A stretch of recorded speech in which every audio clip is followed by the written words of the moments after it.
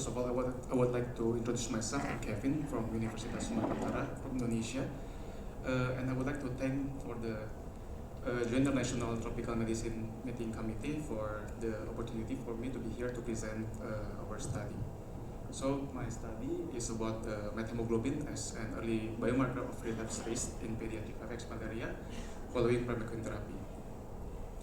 So in line with the Sustainable Development Goals to eliminate malaria, our government has also formulated a medium development plan, which is to reduce the annual percent index of malaria and also to increase the districts that is free of malaria.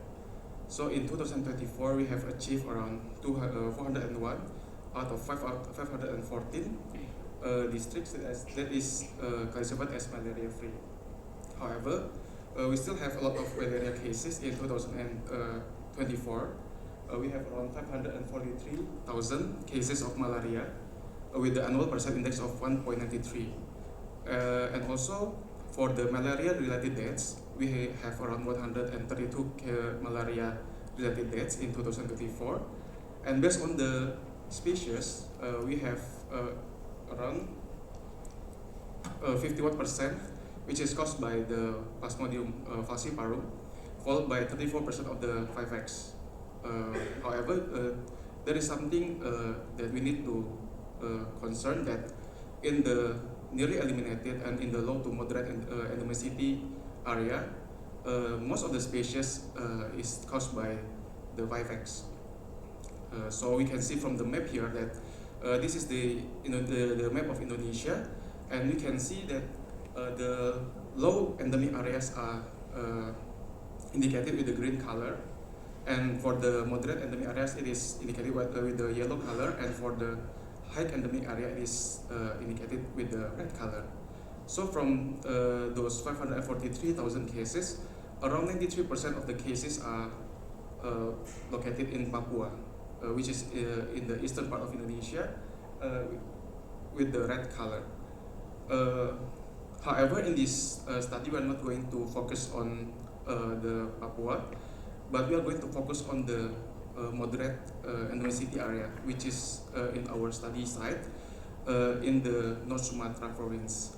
So in the North Sumatra province, we still have around 8 districts that is malaria endemic. And in our study site, which is in the Labuan Batu Utara sub-district, it is a moderate endemicity area, and most of the cases there is caused by 5X. So this 5X becomes very important and become a big hindrance in the malaria elimination, as it can cause relapse or recurrence, as it has a dormant state in the liver, which is hypnozoites. So our government and World Health Organization has published a handbook of malaria for the treatment of malaria, and we are using the combination of the dihydroartemisinin piperacin for 3 days and primaquine with a dose of 0.25 milligram per kilogram body weight for 14 days, which is a low dose primaquine. And in order to help the clinicians for easier treatment, our government also give us a table for the dose of the drugs based on the body weight. So this primaquine that we all have known that it is the oldest 8 aminoquinolines that have been used since it's first developed 70 years ago, and it has been consumed by approximately 200 million people worldwide. It has good absorption with bioavailability of 96% and primarily metabolized in the liver. However, till now we still do not know the exact mechanism of action of this primaquine, and it is thought that the metabolism of the primaquine is produced the hydrogen peroxide has the antiparasitic activity for both the parasite in the liver stages and the gametocytes. However, the safety data regarding these drugs is also limited, and most of the studies available reported the gastrointestinal problems as the main concern, and it also can cause hemolysis, especially in the G6P deficiency individuals. And in this study, we are going to talk about the methemoglobin level. So methemoglobinemia is a potentially life-threatening condition caused by the reduced oxygen carrying capacity of the hemoglobin due to the conversion of the ion from the reduced to the oxidized state with a cutoff value of more than 3%. And children, which is the main subject of our research here, are at a greater risk of developing methemoglobinemia because of the lower levels of erythrocyte cytochrome B5 reductase activity and a higher level of hemoglobin F, which is more readily oxidized into the methemoglobin. And from this table, we can see that methemoglobin anemia usually does not give any symptoms until it reaches the level of 30%. So we did an retrospective analytical study using the secondary data from the previous research conducted in December 2010 till April 2012 in the Tanjung Ledong village in North Sumatra. And the children aged less than 18 years at the time of the study participation and infected with Plasmodium vivax mono infection based on microscopic examination are included in this study.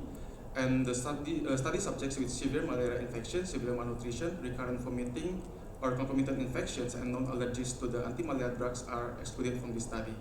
And the study has also achieved approval from the Health Research Ethics Committee of the University of Sumatera Utara.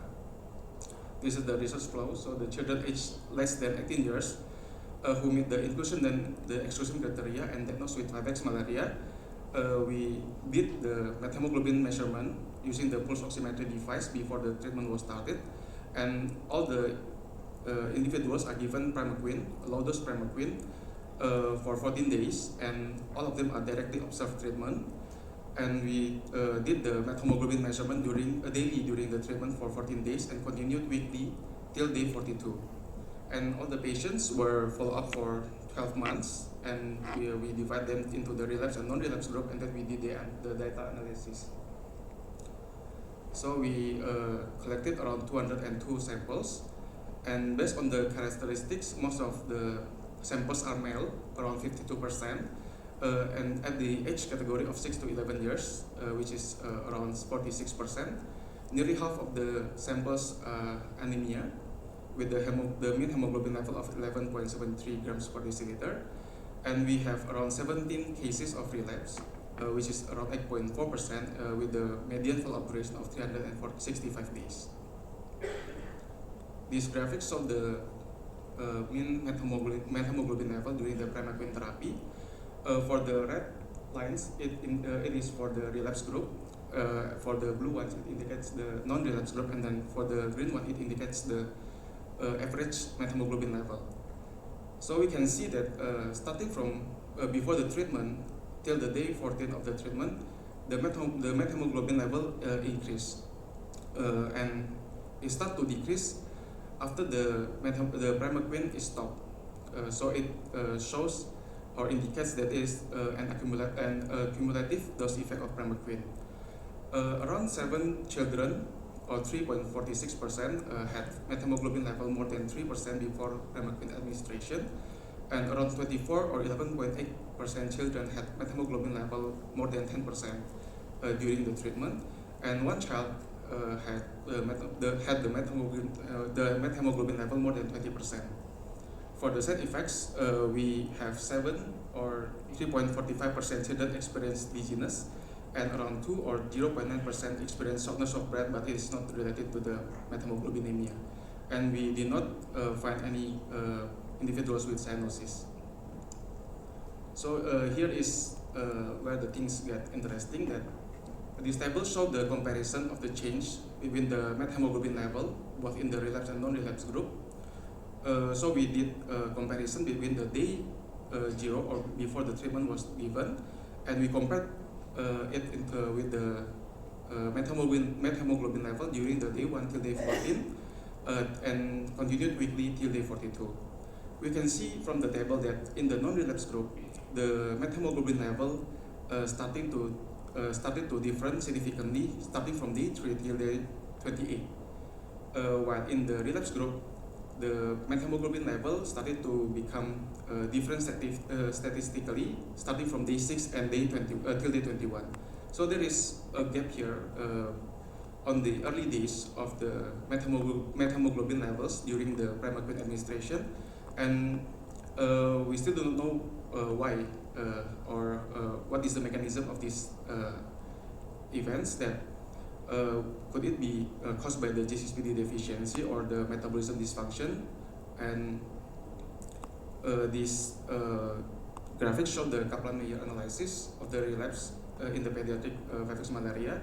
So the relapse occurred between day 54 and day 337 with the relapse-free probability of 91.6%, with the average relapse-free days of 351.7 days.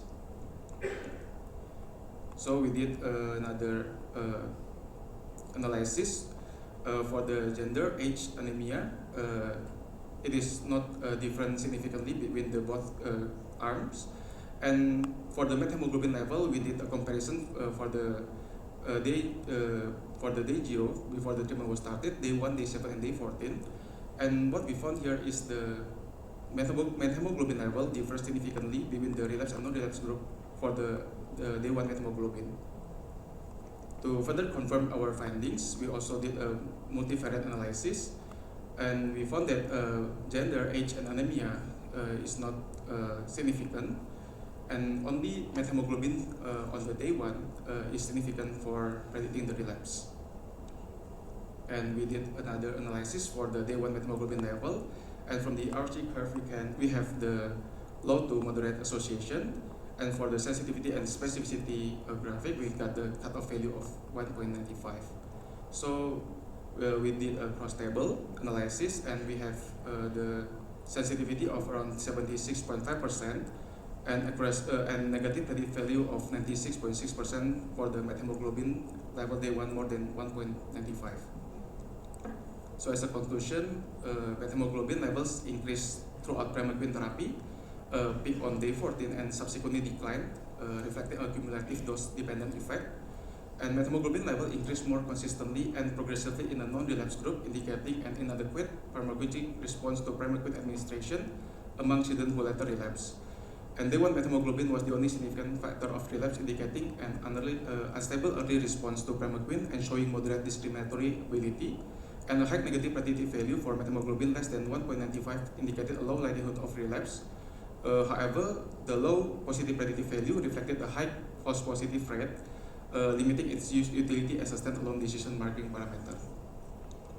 So I would also like to thank our malaria team in the Tanjung Ledong village. Thank you. Thank you very much for your